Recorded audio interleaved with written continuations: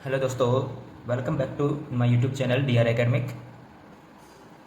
आप लोग class 12th के स्टूडेंट्स हो और आप फिज़िक्स का पेपर देने वाले हैं 2025 में, तो ये वीडियो आपके लिए है।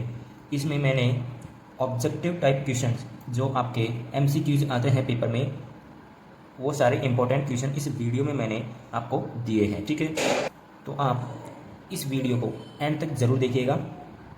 ये वीडियो आपके लिए इम्पोर्टेंट होने वाली है क्योंकि इस वीडियो में मैंने चैप्टर फर्स्ट से रिलेटेड जितने भी इम्पोर्टेंट ऑब्जेक्टिव टाइप क्वेश्चन हो सकते हैं वो मैंने इस वीडियो में कवर अप किए हैं। तो चलिए पहले क्वेश्चन हम देखते हैं। कुछ दूरी पर स्थित, यानी कि यहाँ पे इस क्वेश्चन में आपको दूरी नहीं दी है, कुछ दूरी पर स्थित +5 माइक्रोकुलाम तथा -5 माइक्रोकुलाम आवेशों के मध्य 9 न्यूटन का आकर्षण बल कार्यशील है। इन आवेशों को परस्पर स्पर्श करवाकर पुनः उतनी ही दूरी पर रखने पर उनके मध्य कार्यशील बल हो जाएगा। आपको इसमें दिया क्या है, ये जो लाइन दी है, कुछ दूरी पर स्थित +5 माइक्रोकुलाम, और ये दो आवेश का मान है। इन आवेशों के मध्य 9 न्यूटन का बल लग रहा है। अब वो बल आकर्षण या प्रतिकर्षण कोई सी भी प्रकृति का हो सकता है। आपको इसमें ध्यान ये देना है कि इन आवेशों को परस्पर स्पर्श करवाकर पुनः उतनी ही दूरी पर रखने पर उनके मध्य कार्यशील बल हो जाएगा। तो ध्यान रखिए, एक बात आप यहाँ पे ध्यान रखिए कि जो यहाँ पे दोनों आवेश हैं, x दूरी पर स्थित है। इसमें बोला क्या है कि दोनों आवेशों को परस्पर स्पर्श करवाकर। एक बात आप मेरे को बताइए कि एक ये आवेश है, एक ये आवेश है, दोनों इस x दूरी पर स्थित है। जब दोनों को पास पास लेके आएंगे हम, यानी कि इस पॉइंट पर हम यहाँ पे इन दोनों को स्पर्श करवा देंगे, तो इस दूरी पर, यानी कि इस पॉइंट पर इन दोनों के बीच की दूरी क्या हो जाएगी, 0 हो जाएगी। जब दूरी 0 हो जाएगी तो इन दोनों के बीच की दूरी क्या हो जाएगी, 0 हो जाएगी। ठीक है ना, क्या हो जाएगी, बिल्कुल 0 हो जाएगी। और आप मेरे को एक बात बताइए कि जो हमारे पास कूलाम का नेम है वो क्या कहता है, F बराबर K Q1 Q2 upon R²। और यहाँ पे दूरी क्या है, R है, जो कि 0 हो जाएगी। ठीक है, तो थोड़ी देर के लिए बात करता हूँ मैं कि जब ये 0 हो जाएगी तो हमारे पास बल क्या आ जाएगा, क्या आ जाएगा, अनंत आ जाएगा। ठीक है, तो यहाँ पे बल क्या हो जाएगा, अनंत, क्योंकि जब किसी वैल्यू में जब हम 0 को भाग देते हैं हमारे पास आंसर क्या आता है, अनंत आता है। क्या आता है, इनफाइनाइट आता है। ठीक है, तो यहाँ पे ऑप्शन ए राइट हो जाएगा। क्या हो जाएगा, ए राइट हो जाएगा, अनंत। ठीक है, चलते हैं नेक्स्ट क्वेश्चन की तरफ। क्वेश्चन नंबर 2 है, विद्युत क्षेत्र में स्थित किसी द्विध्रुव पर बल आघूर्ण का मान अधिकतम होने के लिए पी वेक्टर व ई वेक्टर के मध्य का कोण होना चाहिए। एक बात आप मेरे को बताइए कि जो हमारे पास बल आघूर्ण होता है, यानी कि बल आघूर्ण जिसको हम टाउ से रिप्रेजेंट करते हैं, उसका फॉर्मूला क्या होता है, टाउ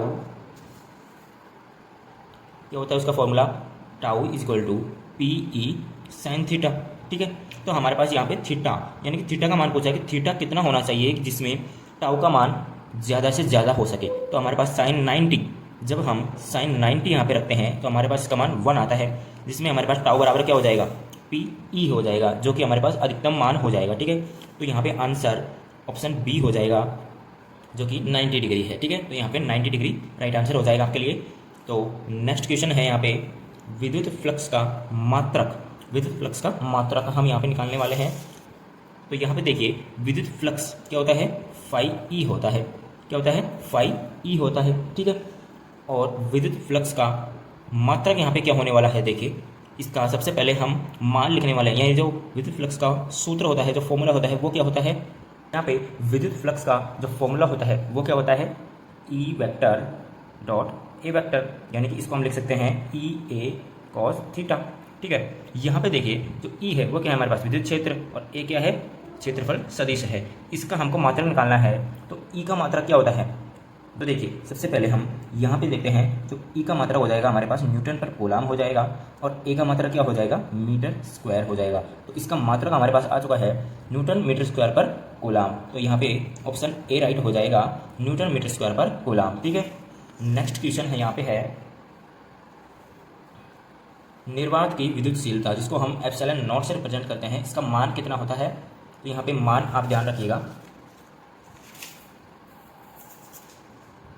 तो यहाँ पे इसका जो मान है वो आप ध्यान रखिएगा, 8.85 गुणे 10⁻12 कूलाम स्क्वायर पर न्यूटन मीटर स्क्वायर। इस उसका मात्रा के भी आप ध्यान रखिएगा, ठीक है। इसका ऑप्शन सी हो जाएगा। नेक्स्ट क्वेश्चन यहाँ पे होने वाला है निर्वात की विद्युतशीलता यानी एप्सिलॉन नॉट का विमीय सूत्र। देखिए इसमें विमीय सूत्र भी आपसे पूछा जाता है, तो इसका विमीय सूत्र आप निकाल सकते हैं मात्रक से। तो इसका विमीय सूत्र यहाँ पे होता है m-1 L-3 T4A2, ठीक है। तो ऑप्शन सी राइट होने वाला है। नेक्स्ट क्वेश्चन यहाँ पे है आपका विद्युत क्षेत्र की तीव्रता की विमा। विद्युत क्षेत्र की तीव्रता की विमा, विद्युत क्षेत्र की तीव्रता क्या होती है, ई वेक्टर, और इसका फॉर्मूला क्या होता है F/Q0, ठीक है, F/Q0। तो हमारे पास जो बल की विमा होती है उसकी विमा लिखेंगे नीचे। देखिए मैं आपको करके दिखा देता हूँ। यहाँ पे हमारे पास इसका फॉर्मूला यानी कि विद्युत क्षेत्र की तीव्रता का फॉर्मूला क्या होता है F/Q0। तो जो हमारे पास बल होता है F, इसकी विमा क्या होती है m1 L1 T - 2।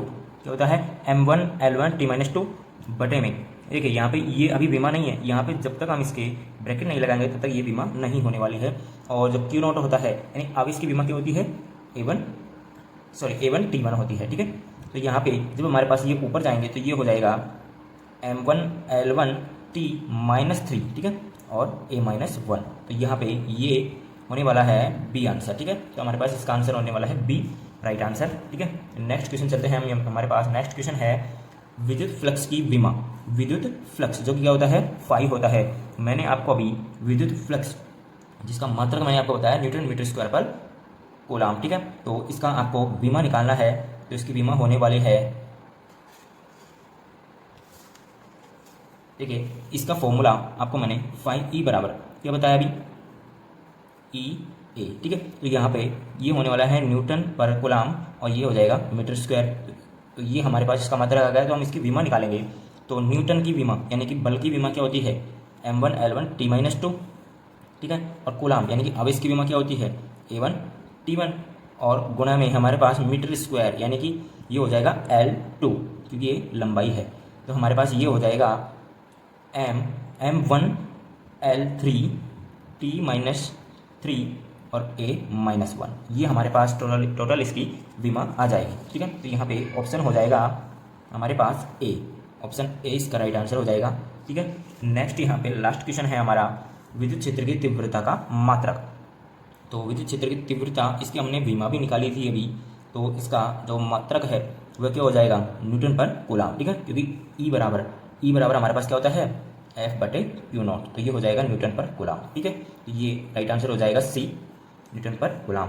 तो आई होप कि आपको वीडियो अच्छी लगी होगी। और तो इसका जो PDF है वो आपको हमारे टेलीग्राम ग्रुप में मिल जाएगा। DR एकेडमिक के नाम से हमारा टेलीग्राम चैनल है। आपको इसका लिंक डिस्क्रिप्शन में भी मिल जाएगा, आप वहाँ से जाके इसको डाउनलोड कर सकते हैं, ठीक है। तो चैनल को सब्सक्राइब करिए और वीडियो को लाइक करिए। Thank you.